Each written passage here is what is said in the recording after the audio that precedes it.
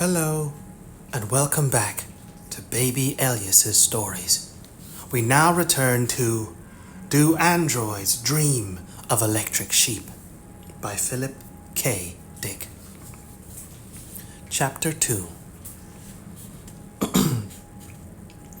In a giant, empty, decaying building, which had once housed thousands, a single TV set hawked its wares to an uninhabited room. This ownerless ruin had, before World War terminus, been tended and maintained. Here had been the suburbs of San Francisco, a short ride by monorail rapid transit. The entire peninsula had chattered like a bird tree with life, and opinions and complaints. And now the watchful owners had either died or migrated to a colony world. Mostly the former. It had been a costly war despite the valiant predictions of the Pentagon and its smug scientific vassal, the Rand Corporation, which had, in fact, existed not far from this spot.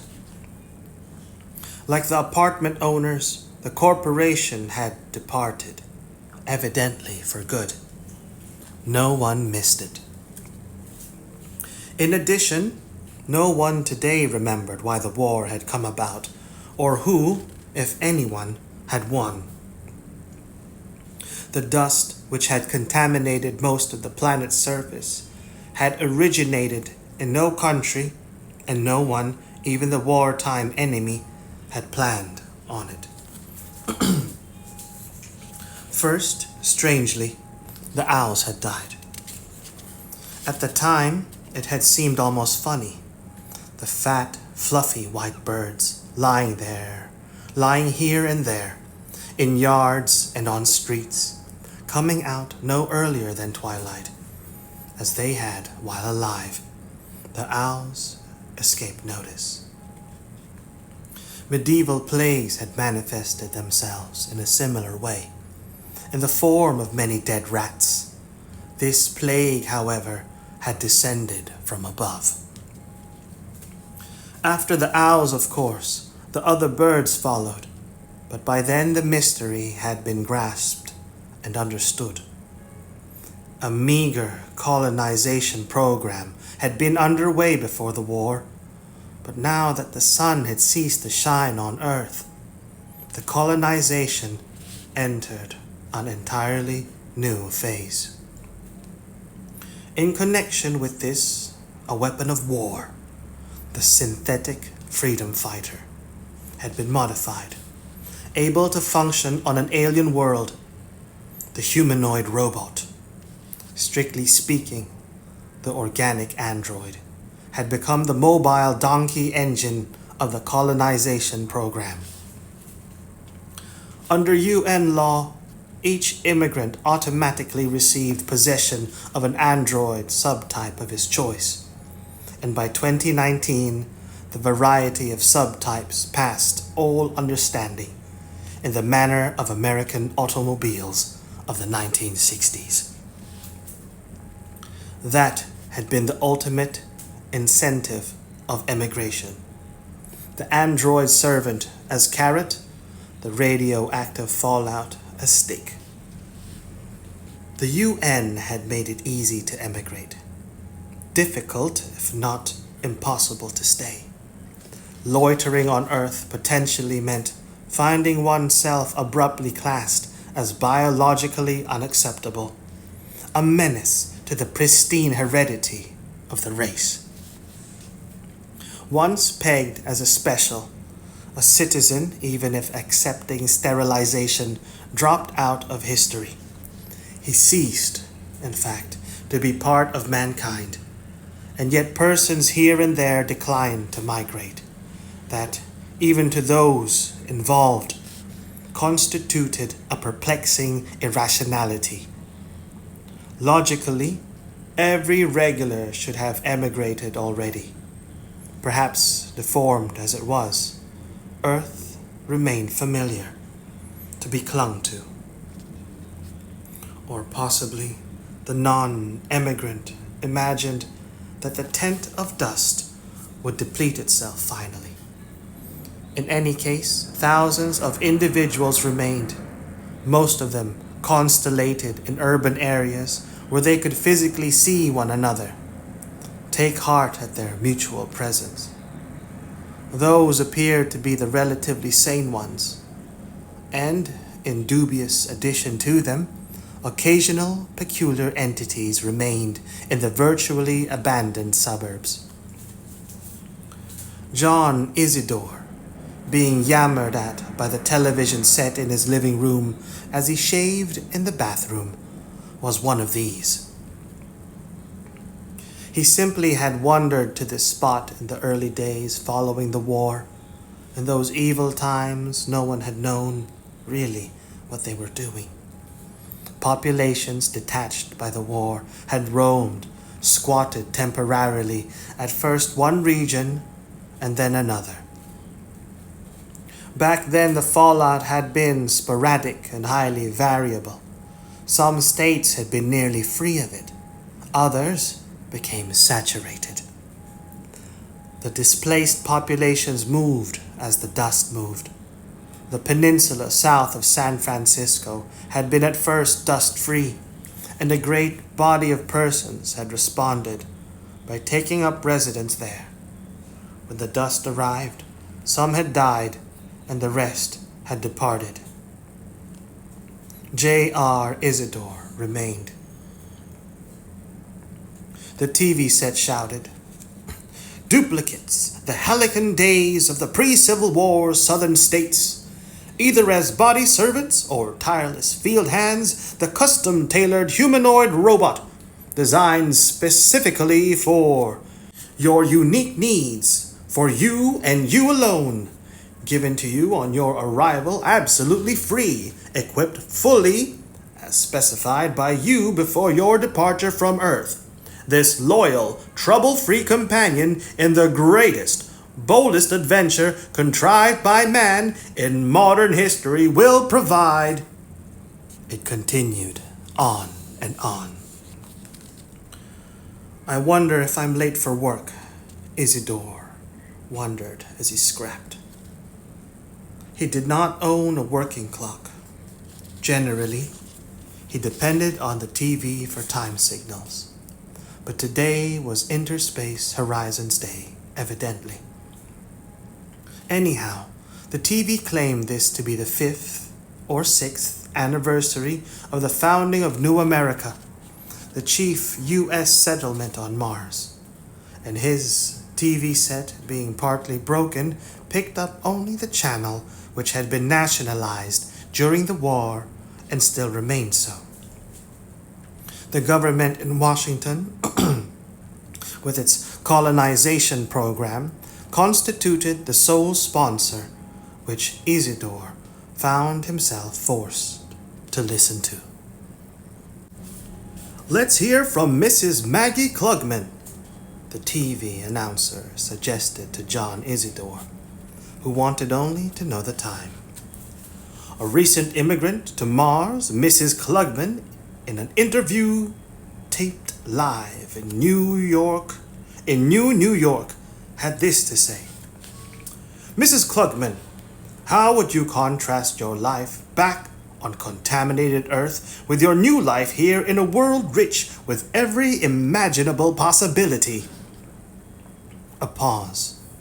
Then a tired, dry, middle-aged female voice said, "I think what I and my family of 3 noticed most was the dignity." "The dignity, Mrs. Klugman?" the announcer asked. "Yes," Mrs. Klugman, now of New York, Mars, said. "It's a hard thing to explain. Having a servant you can depend on in these troubled times. I find it reassuring."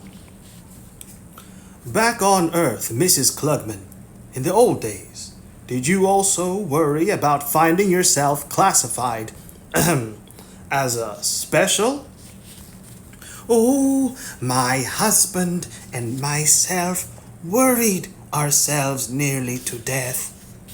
Of course, once we emigrated, that worry vanished. Fortunately, forever. To himself, John Isidore thought acidly. And it's gone away for me too, without my having to emigrate. He had been a special now for over a year, and not merely in regard to the distorted genes which he carried. Worse still, he had failed to pass the minimum mental faculties test, which made him, in popular parlance, a chickenhead. Upon him, the contempt of 3 planets descended. However, despite this, he survived. He had his job, driving a pickup and delivery truck for a false animal repair firm, the Vast Ness Pet Hospital, and his gloomy, gothic boss, Hannibal Sloat, accepted him as human, and this he appreciated. Mors certa, vita incerta, as Mr. Sloat occasionally declared. Isidore, although he had heard the expression a number of times, retained only a dim notion as to its meaning. After all, if a chickenhead could fathom Latin, he would cease to be a chickenhead. Mr. Sloat, when this was pointed out to him, acknowledged its truth. And there existed chickenheads infinitely stupider than Isidore, who could hold no jobs at all, who remained in custodial institutions quaintly called Institute of Special Trade Skills of America, the word special having to get in there somehow, as always. Your husband felt no protection, the TV announcer was saying, in owning and continually wearing an expensive and clumsy radiation-proof lead codpiece. Mrs. Klugman? My husband, Mrs. Klugman began. But at that point, having finished shaving, Isidore strode into the living room and shut off the TV set. Silence. It flashed from the woodwork and the walls. It smote him with an awful, total power, as if generated by a vast mill. It rose from the floor up out of the tattered gray wall-to-wall carpeting. It unleashed itself from the broken and semi-broken appliances in the kitchen. The dead machines which hadn't worked in all the time Isidore had lived here. From the useless pole lamp in the living room, it oozed out, meshing with the empty and worldless descent of itself. From the fly-specked ceiling, it managed, in fact, to emerge from every object within his range of vision, as if it, the silence, meant to supplant all things tangible. Hence, it assailed not only his ears, but his eyes, as he stood by the inert TV. As he stood by the inert TV set, he experienced the silence as visible and, in its own way, alive. Alive. He had often felt its austere approach before. When it came, it burst in without subtlety, evidently unable to wait.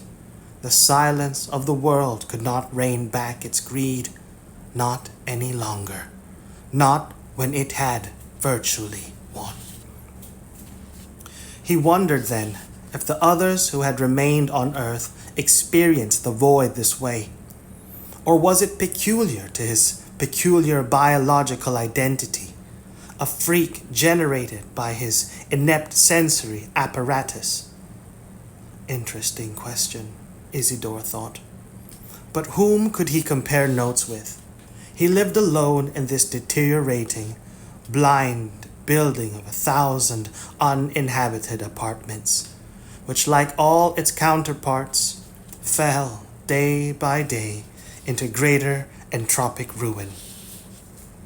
Eventually, everything within the building would merge, would be faceless and identical, mere pudding-like kipple piled to the ceiling of each apartment. And after that, the uncared-for building itself would settle into shapelessness, buried under the ubiquity of the dust. By then, naturally, he himself would be dead. Another interesting event to anticipate as he stood here in his stricken living room, alone with the lungless, all-penetrating, masterful world silence. Better, perhaps, to turn the TV back on, but the ads, directed at the remaining regulars, frightened him.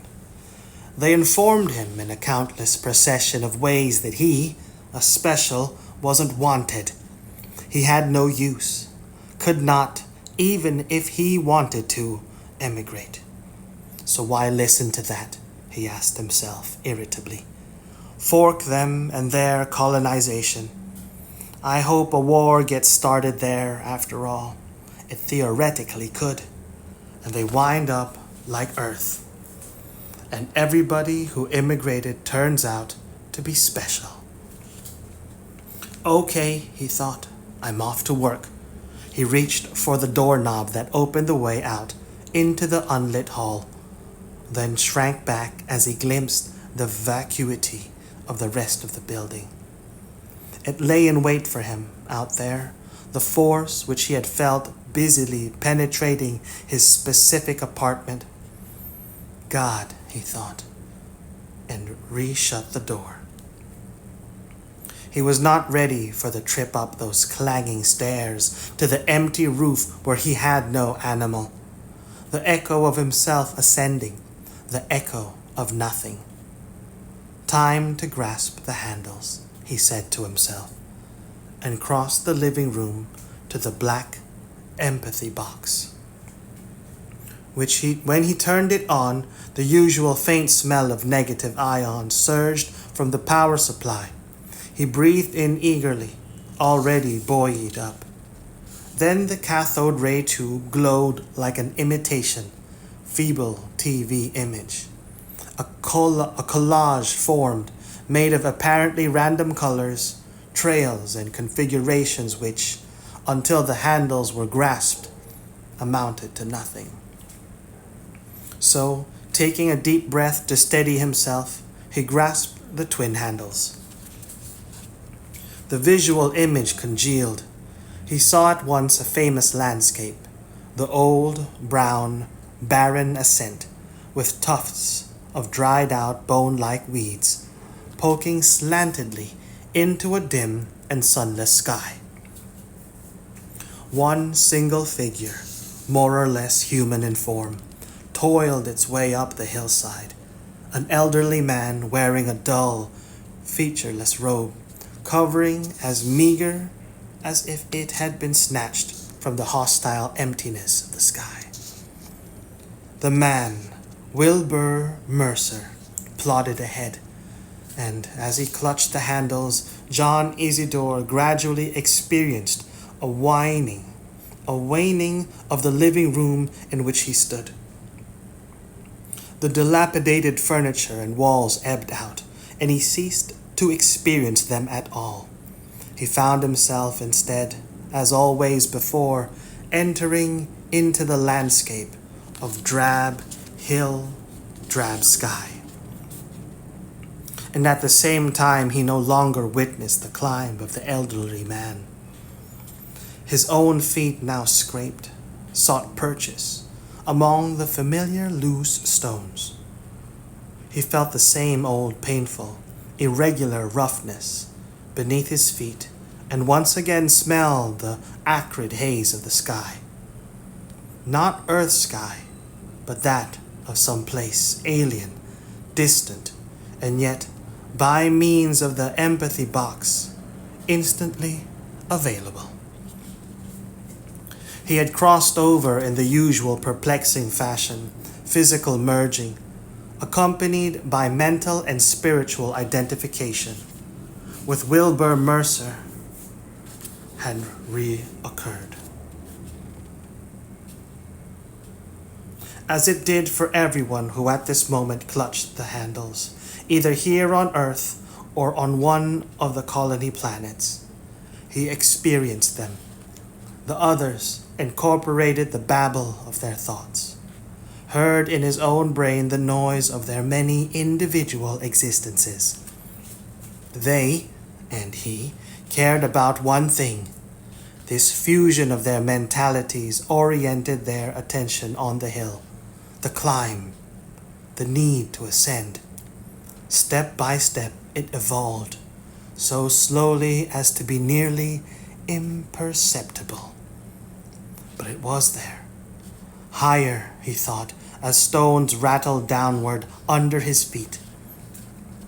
Today we are higher than yesterday, and tomorrow, he, the compound figure of Wilbur Mercer, glanced up to view the ascent ahead. Impossible to make out the end. Too far, but it would come. A rock, hurled at him, struck his arm. He felt the pain. He half turned, and another rock sailed past him, missing him. It collided with the earth, and the sound startled him. Who, he wondered, peering to see his tormentor. The old antagonists, manifesting themselves at the periphery of his vision.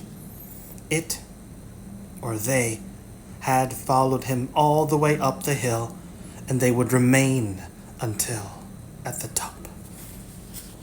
He remembered the top, the sudden leveling of the hill, when the climb ceased and the other part of it began. How many times had he done this? The several times blurred, future and past blurred, what he had already experienced and what he would eventually experience blended so that nothing remained but the moment. The standing still and resting, during which he rubbed the cut on his arm which the stone had left. God, he thought in weariness, in what way is this fair? Why am I up here alone like this, being tormented by something I can't even see? And then, within him, the mutual babble of everyone else in fusion broke the illusion of aloneness. You felt it too, he thought. Yes, the voices answered. We got hit on the left arm. It hurts like hell. Okay, he said. We better get started moving again. He resumed walking, and all of them accompanied him immediately. Once he remembered it had been difficult, back before the curse had come, an earlier, happier part of life.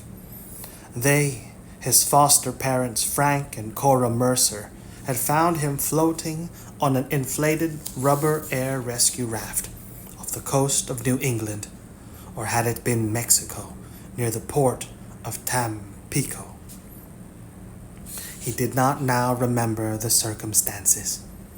Childhood had been nice. He had loved all life, especially the animals. Had in fact been able for a time to bring dead animals back as they had been. He lived with rabbits and bugs, wherever it was, either on Earth or a colony world. Now, he had forgotten that too. But he recalled the killers, because they had arrested him as a freak, more special than any of the other specials. And due to that, everything had changed. Local law prohibited the time reversal faculty by which the dead returned to life. They had spelled it out to him during his 16th year. He continued for another year to do it secretly, in the still remaining woods, but an old woman whom he had never seen or heard of had told.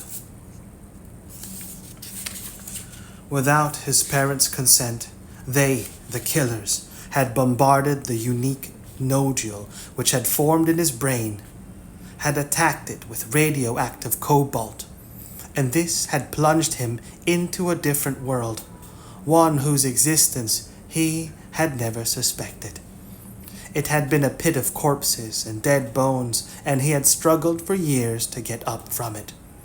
The donkey, and especially the toad, the creatures most important to him, had vanished, had become extinct. Only rotting fragments, an eyeless head here, part of a hand there, remained. At last a bird, which had come there to die, told him where he was. He had sunk down into the tomb world. He could not get out until the bones strewn around him grew back into living creatures. He had become joined to the metabolism of other lives, and until they rose, he could not rise either. How long that part of the cycle had lasted, he did not know now. He did not now know. Nothing had happened, generally, so it had been measureless. But at last the bones had regained flesh. The empty eye pits had filled up, and the new eyes had seen, while meantime the restored beaks and mouths had cackled, barked, and caterwauled. Possibly he had done it. Perhaps the extrasensory node of his brain had finally grown back. Or maybe he hadn't accomplished it. Very likely it would have been a natural process. Anyhow, he was no longer sinking. He had begun to ascend, along with the others. Long ago he had lost sight of them. He found himself evidently climbing alone. But they were there. They still accompanied him. He felt them strangely inside him. Isidore stood holding the two handles, experiencing himself as encompassing every other living thing. And then, reluctantly, he let go. It had to end, as always, and anyhow his arm ached and bled where the rock had struck it. Releasing the handles, he examined his arm, then made his way unsteadily to the bathroom of his apartment to wash the cut off. This was not the first wound he had received while in fusion with Mercer, and it probably would not be the last. People, especially elder ones, had died, particularly later on at the top of the hill when the torment began in earnest. I wonder if I can go through that pain, through that part again, he said to himself as he swabbed the injury. Chances of cardiac arrest. Be better, he reflected. If I lived in town where those buildings have a doctor standing by with those electro-spark machines. Here, alone in this place, it's too risky. But he knew he'd take the risk. He always had before, as did most people, even oldsters who were physically fragile. Using a Kleenex, he dried his damaged arm and heard, muffled and far off, a TV set. It's someone else in this building, he thought wildly, unable to believe it. Not my TV. That's off, and I can feel the floor resonance. It's below, on another level entirely. I'm not alone here anymore, he realized. Another resident has moved in, taken one of the abandoned apartments, and close enough for me to hear him. Must be level 2 or 3, certainly no deeper. Let's see, he thought rapidly. What do you do when a new resident moves in? Drop by and borrow something? Is that how it's done? He could not remember. This had never happened to him before, here or anywhere else. People moved out. People emigrated. But nobody ever moved in. You take them something. he decided. Like a cup of water, or rather milk. Yes, it's milk or flour, or maybe an egg, or specifically, their ersatz substitutes. Looking in his refrigerator, the compressor had long since ceased working. He found a dubious cube of margarine, and with it set off excitedly, his heart laboring for the level below. I have to keep calm, he realized, not let him know I'm a chickenhead.